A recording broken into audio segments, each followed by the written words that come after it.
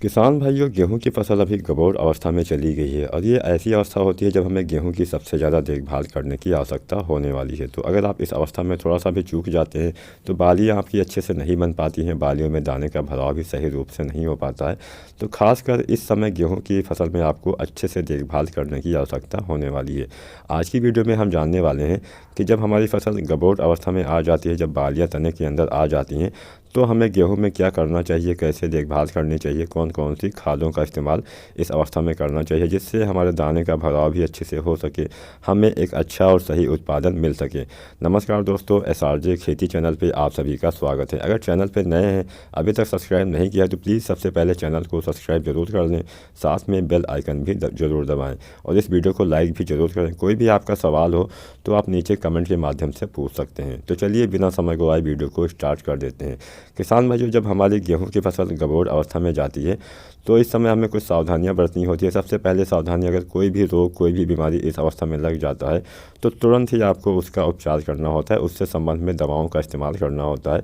जैसे पीला रतुआ हो गया, अगर इसका प्रकोप हो जाता है तो भी हमें काफ़ी ज़्यादा नुकसान हो जाता है, या फिर कोई और रोग, अगर बीमारी लग गई है आपके गेहूँ में तो उसका भी समय से आपको उपचार कर लेना है। अगर आपको नहीं पता है तो आप हमसे संपर्क भी कर सकते हैं, आप नीचे अपना कमेंट भी छोड़ सकते हैं।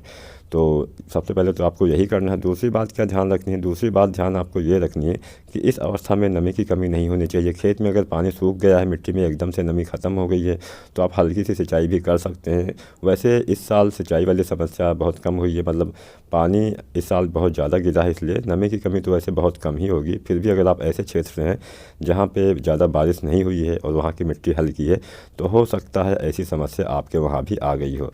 तो तुरंत ही आपको पहले तो आपको सिंचाई करनी है, नमी खेत में बना के रखिए जब तक दाने का भराव नहीं हो पाता है। और अगर ज़्यादा पानी है तो पानी की निकासी भी आवश्यक हो जाती है। अब हम जानते हैं किसान भाइयों कि हमें कौन सी खाद वो है जिसके डालने से गेहूं में बालियां अच्छी आएगी और हमारे दाने का भराव भी अच्छे से हो पाएगा, दानों की संख्या में भी बढ़ोतरी हो जाएगी, दाने मोटे भी आएंगे। तो वो खाद है, सबसे पहले तो आपको इस समय कोई भी दानेदार खाद का इस्तेमाल नहीं करना है। दानेदार खाद इस समय अच्छे से काम नहीं कर पाएंगी।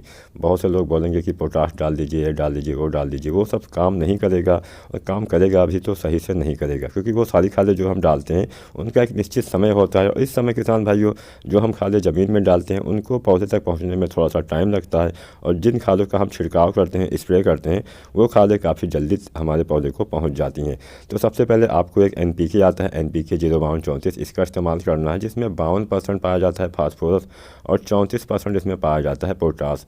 अगर आप इसका मतलब ये कॉम्बिनेशन डालते हैं तो सबसे बढ़िया फ़ायदा आपको ये होगा कि अगर आपके तने के अंदर बालियाँ आ गई हैं तो बालियों की संख्या, जो बालियों में दानों की संख्या है उसमें भी बढ़ोतरी हो जाएगी।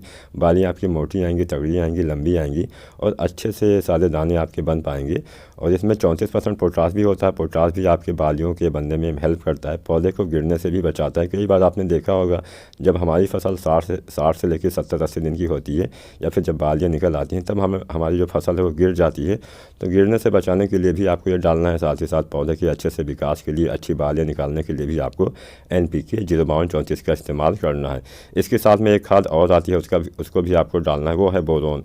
बोरोन आपको डालना है। बोरोन डालने से पोलिनेशन अच्छा होता है। जब फ्लावरिंग की स्टेज आती है तब आप देखते होंगे उसमें फूल आते हैं, छोटे छोटे फूल रहते हैं, दिखते नहीं है उतना ज़्यादा, अगर आप पास से देखेंगे तो दिखाई देगा। तो अगर पोलिनेशन सही से नहीं होता है तो जो हमारे सारे दाने हैं, सारे दाने में मतलब सारे बालियों में जो दाने आते हैं वो नहीं आ पाते हैं, तो इसलिए आपको बोरोन भी डालना होता है। बोरोन डालने से दाने में चमक बढ़ती है, दाने में वजन बढ़ता है और सारे दाने का भराव अच्छे से हो पाता है। बोरोन की मात्रा आपको लेनी है 100 ग्राम प्रत्येक एकड़ के हिसाब से, और जो NPK है उसकी मात्रा आपको लेनी है 1.5 किलोग्राम प्रत्येक एकड़ के हिसाब से। 150 लीटर पानी में घोल के आपको इसका छिड़काव करना होता है। अगर आज की वीडियो पसंद आई हो तो लाइक ज़रूर करना, चैनल को भी सब्सक्राइब कर लें।